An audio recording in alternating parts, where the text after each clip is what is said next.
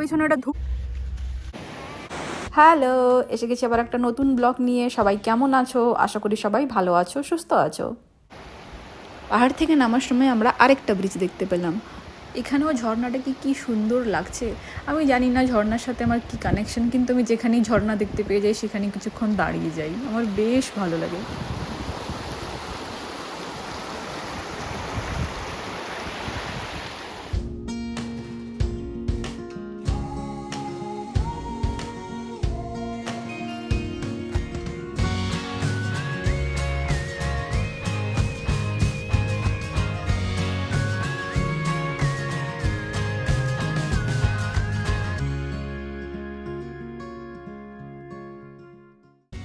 Hotel থেকে যখন বেরিয়েছিলাম তখন ঝর্ণার একটা সাইড দিয়ে আমরা ওপরে উঠেছিলাম। তো ব্রিজটা দেখে আমরা ডিসাইড করলাম যে ব্রিজ টপকে আমরা ঝর্ণার উল্টো পাশ দিয়ে হোটেলে ফিরবো। এতে ঝর্ণার আরেক পাশে কি আছে না আছে সেটাও আমাদের দেখা হয়ে যাবে আর ঘোরাও হয়ে যাবে। এতক্ষণ আমরা ঝর্ণার ওই পারে ছিলাম, এবার ব্রিজ টপকে এপারে এসে গেছি। এই পারের প্রকৃতিও তোমরা দেখতে পাচ্ছ। আমার সত্যি বলার আর কোনো ভাষা নেই, শুধু তোমাদের দেখার পালা।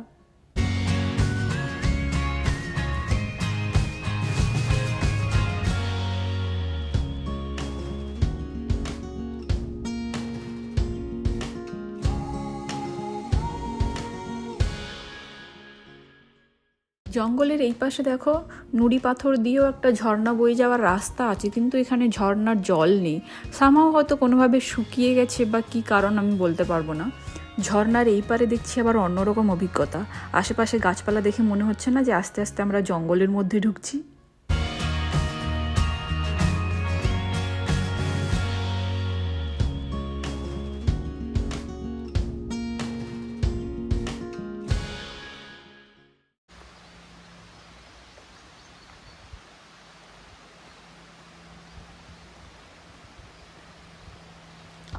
আওয়াজ পাচ্ছ? এই আওয়াজটা যেন এই জায়গার প্রধান। আশেপাশে প্রকৃতির বাকি আওয়াজ যেন এই আওয়াজের কাছে ফিকে হয়ে গেছে, তাই না?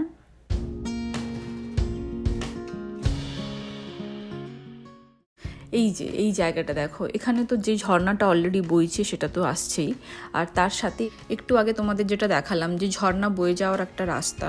হয়তো কোনো এক সময়ে এই দিক দিয়েও ঝর্ণা বইতো, কিন্তু কোনো কারণে এখন আর নেই, তো সেটাও একসাথে এসে মিলেছে।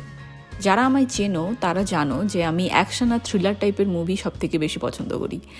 তো এই অনেক মুভি বা টিভি সিরিজে দেখেছি যখন জঙ্গলের ভেতর দিয়ে যায় তখন বিশেষ করে অ্যাকচুয়ালি ব্যাকগ্রাউন্ড মিউজিকের জন্য এটা কিছুটা হয়। তো সব মিলিয়ে একটা বেশ গা ছমছমে ব্যাপার, একটা আলাদাই একটা অভিজ্ঞতা হয়। তো ওই ফিলিংসটা আমার এই জঙ্গলের মধ্য দিয়ে হাঁটার সময় কেন জানি না বারবার মনে হচ্ছিল। কোথাও রোদ চড়া আসছে, কোথাও গাছের পাতা থেকে হালকা হালকা রোদ আসছে, আবার কোথাও গাছ এতই ঘন যে রোদ সেরকম ঠিকভাবে আসছেও না। তো সব মিলিয়ে একটা সেই আলো আঁধারির পরিবেশ টাইপের। চারিদিকে শুধু গাছ আর গাছ, সাথে এই আলো আঁধারি পরিবেশ, জনমানব শূন্য একটা জায়গা, মাঝে শুধু আমি আর অর্ণব। গা ছমছম করবে না বলো?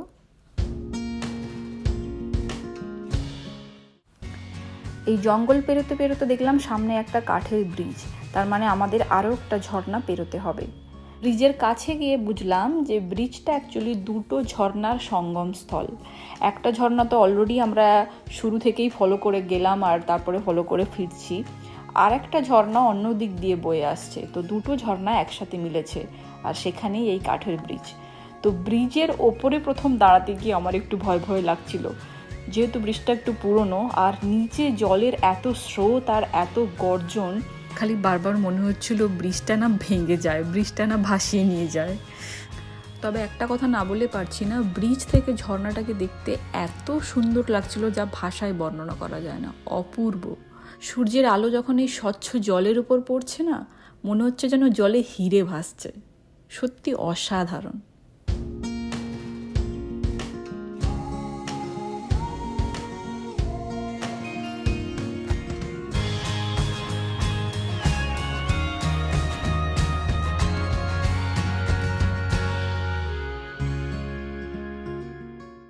ফেরার সময় একটু নেচে নিলাম, এতই আনন্দ হচ্ছিল, এতই মজা লাগছিল। এই ঝর্ণাকে ফলো করেই আমাদের ওপরে ওঠা, আবার এই ঝর্ণাকে ফলো করেই আমাদের হোটেলে ফিরে আসা। আমরা অলমোস্ট এসে গেছি আমাদের হোটেলে। হোটেলের পেছন দিক দিয়ে অ্যাকচুয়ালি আমরা ঢুকবো, কারণ তোমাদের শুরুতেই দেখিয়েছিলাম যে হোটেলের পেছন দিক দিয়েই ঝর্ণাটা বয়ে গেছে।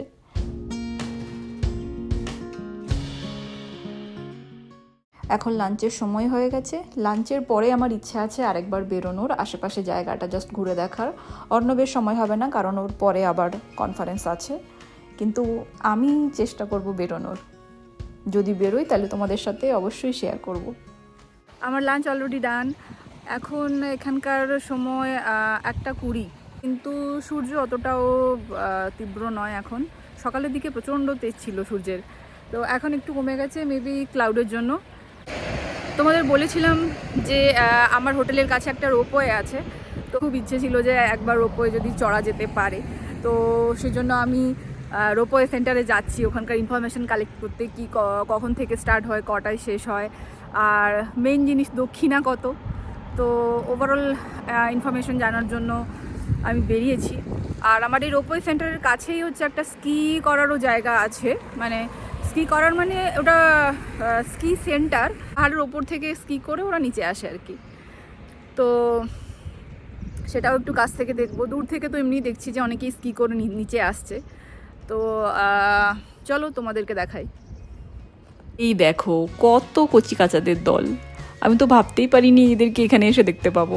কাছে এসে দেখলাম যে এটা একটা সমতল জায়গা যেখানে পুরোটাই বরফে ঢাকা। এটা অ্যাকচুয়ালি প্র্যাকটিসের জায়গা, কেউ প্র্যাকটিস করছে, আবার একদম ছোট্ট গুড়ি গুড়ি বাচ্চা 3 থেকে 4 বছরের হবে, এরকম অনেক বাচ্চাকেই দেখলাম যারা সদ্য শিখছে। এইটা হলো গিয়ে সেই রোপওয়ের জায়গা। তো এখানে আমি টিকিটের ব্যাপারে জিজ্ঞাসা করলাম, ওরা বললো কাউন্টারে খোঁজ নিতে। আমি যখন ভিডিও করছিলাম আমার পাশেই একজনকে দেখছিলাম যে উনি স্কিতে যাওয়ার জন্য প্রিপারেশন নিচ্ছেন, তো উনি জুতো পরছেন। আমারও এইসব ব্যাপারে কোনো আইডিয়া নেই, তো আমি ভাবলাম নিজেও দেখি আর তোমাদের সাথেও শেয়ার করি।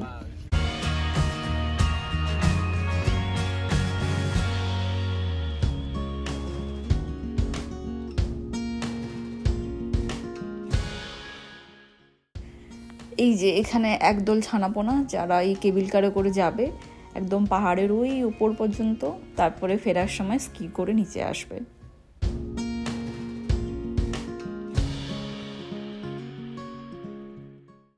আমি জিজ্ঞেস করলাম টিকিট কাউন্টারে গিয়ে, তো ওখানে বলল কি অ্যাকচুয়ালি প্রথমে সমস্যা হচ্ছিল কারণ ওরা ইংলিশ বুঝতে পারছিল না, তো আর আমি ফ্রেঞ্চ একদমই কিছু বুঝি না, তো বাংলা বাংলা ইংলিশে ওরা আমাকে যা বোঝালো তাতে আমি এটুকু বুঝলাম কি রোপওয়ে আপ অ্যান্ড ডাউনে পার হেড 34 সুইস ফ্র্যাঙ্ক। আমরা যে হোটেলে আছি সেই হোটেলে অলরেডি একটা কার্ড প্রোভাইড করেছে, তো সেই কার্ডের জন্য 34 সুইস ফ্র্যাঙ্ক থেকে আমরা কিছুটা ডিসকাউন্ট পাবো। তো সেখান থেকে ওরা যেটা আমায় বোঝালো আপ অ্যান্ড ডাউন মিলে per head 17 Swiss franc, total 34। তো এখন দেখা যাক, আজকে তো আর হবে বলে মনে হয় না, দেখছি কাল বা পরশুতে যদি একবার ট্রাই করা যায় এই রোপওয়ে। এদের প্র্যাকটিস অলরেডি স্টার্ট হয়ে গেছে। ওপর দিকে দেখো, যদি সম্ভব হয় দেখার, জানি আমি ছোট ছোট গুঁড়ি গুঁড়ি পিঁপড়ের মতো দেখাবে, একটু ভালো করে যদি লক্ষ্য করো তাহলে দেখবে 1-2 জন নামছে ওপর থেকে। আমার ফোনের ক্যামেরা আর জুম করা যাচ্ছে না, তো ওরা যখন একটু কাছে আসবে তখন আশা করি তোমরা দেখতে পাবে। দেখো এবার কয়েকজন আস্তে আস্তে নিচে নামতে শুরু করেছে।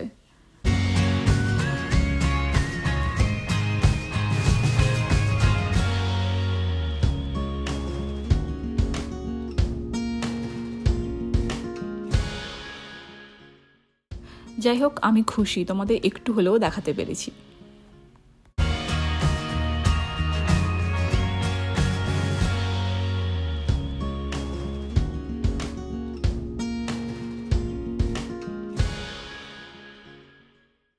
কাছ থেকে দেখে আমার যেটা মনে হলো, স্কি দেখে যতটা মনে হয় যে ইজি আর খুব মজার, সত্যি মজার যদি তুমি স্কিলটাকে ভালো করে রপ্ত করতে পারো, কিন্তু শেখাটা আমার মনে হয় না অত সোজা। যথেষ্ট পরিশ্রম লাগে এবং যথেষ্ট প্র্যাকটিস লাগে।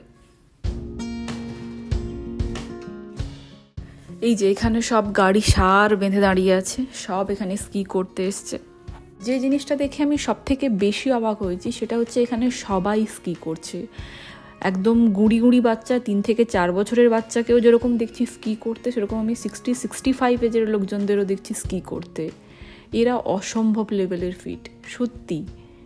আর এদের আমার মনে হয় যে হাইট ফোবিয়াটাও একটু কম পাহাড়ি অঞ্চলের লোকজনদের, কারণ স্কি করতে গেলে আমার মনে হয় যেটা সব থেকে বেশি দরকার সেটা হচ্ছে যে মানে উঁচুতে তোমার ভয় লাগবে না, মানে উঁচুতে ভয় থাকলে কিন্তু স্কি করাটা চাপ। কালকে অ্যাকচুয়ালি ওয়েদার ভালোই ক্লাউডি ছিল আর বৃষ্টি হচ্ছিল, তাই জন্য সূর্য তো ছিলই না, আর চারদিকে কেমন একটা কুয়াশা কুয়াশা অন্ধকার অন্ধকার টাইপ ছিল। কালকে ওই জন্য আমি ভালো ফটো নিতে পারিনি আর ভিডিও সব কালো কালো আসছিল। তো বিকেলের দিকে যখন আমরা বেরোই তখন আশেপাশে কালোই ছিল, বাট নতুন জায়গা, তাই জন্য আমি আর অর্ণব বেরিয়েছিলাম। তো হঠাৎ করে দেখি যে পেছনে একটা ধূপ করে আওয়াজ হলো, তো ঘুরে দেখি যে এখানকারই লোকাল দুজন ছেলে, ওরা প্যারাগ্লাইডিং করছিল। জিজ্ঞেস করলাম কি যে তোমরা কোনো ইনস্টিটিউট, কোনো ট্রেনিং ইনস্টিটিউট থেকে কিনা, লোকাল ল্যাঙ্গুয়েজ ছাড়া ইংলিশ বুঝতেই পারছে না। তো যাই হোক, আমরা অনেক করে বোঝানোর চেষ্টা করলাম, তো শেষে এইটুকু বুঝতে পারলাম কি যে না, ওরা পার্সোনালি নিজেদের শখে প্যারাগ্লাইডিং করে। তো দুটো ছেলের মধ্যে একজন ছিল যে অলরেডি ট্রেনিংয়ের কোনো ডিগ্রি আছে, তো সে বোঝানোর চেষ্টা করলো যে আমার ডিগ্রি আছে। আরেকজন ওর থেকে শিখেছে। এখানে অনেকেই প্যারাগ্লাইডিং করে, ইনফ্যাক্ট সকালেও আমি দেখছিলাম যে একজন রেড কালারের প্যারাস্যুট নিয়ে দেখছিলাম প্যারাগ্লাইডিং করছিল। তো প্যারাগ্লাইডিংয়ের আমার খুব ইচ্ছে, খুব শখ, জানি না কবে এই শখটা পূরণ হবে, আর আমার এইসব করতে খুব ভালো লাগে। এই দেখো জমে থাকা এক্সট্রা বরফগুলো সব ঝর্ণার জলে মিশিয়ে দিচ্ছে। অনেক ঘোরাঘুরি হলো, আর বাইরে থাকা যাবে না, এবার হোটেলে ফিরতে হবে, একটু রেস্ট চাই শরীরে।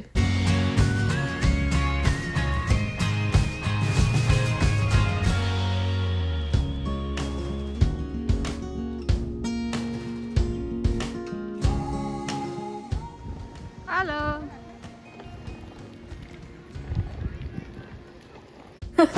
কেমন করে তাকালো দেখলে? উফ, হেলমেটটা কি কিউট না, সুপার কিউট। চলো এইবার তোমাদের হোটেলটা একটু বাইরে থেকে দেখাই।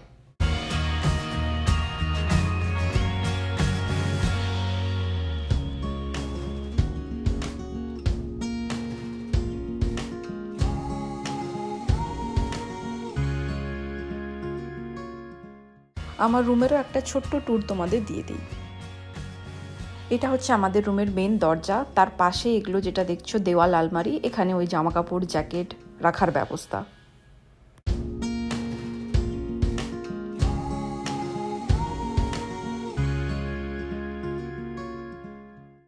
তারপরে সোজা দেখলেই হচ্ছে এটা একটা বেশ বসার সুন্দর জায়গা, পাশেই জানলা থেকে ভিউ জাস্ট অসাধারণ।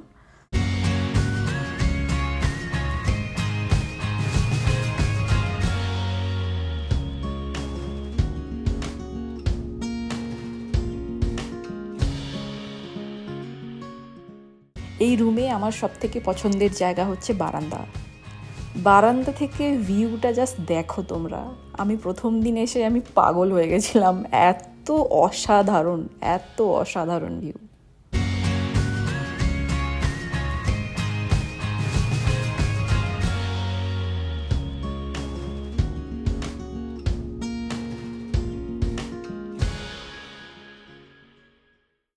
আজ তাহলে এখানেই শেষ করছি।